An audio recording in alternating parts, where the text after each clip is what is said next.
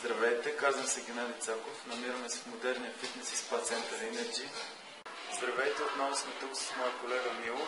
Днес ще ви покажем упражненията за корем. Започваме с стандартно упражнение за корем на римско столче. Има няколко варианта на изпълнение, в зависимост от наклона. В момента го правим на по-трудна степен, за по-напреднали. Позицията с краката минават отдолу, под стойката. Ръцете са зад тила. Започваме бавно изправяне нагоре. Назад поемате дълбоко въздух. Горе издишаме. Изпълнява се също много бавно и концентрирано. Също има вариант ръцете да са напред.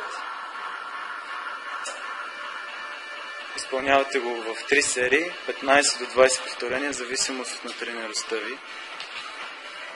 Сега ще ви покажем едно упражнение за корем, което може да изпълнявате в домашни условия.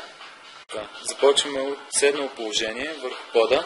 Краката са сгънати под 90 градуса. Гледате да не отлепяте ходилата от пода. Бавно пускате назад тялото и изправяте. В момента ви показвам по-лесния вариант, който е с ръцете напред.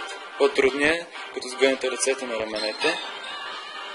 Издишате горе, пускате назад и поемате дълбоко въздух. Изпълнява се в 3 серии до 20 повторения, в зависимост от вашата натренираност.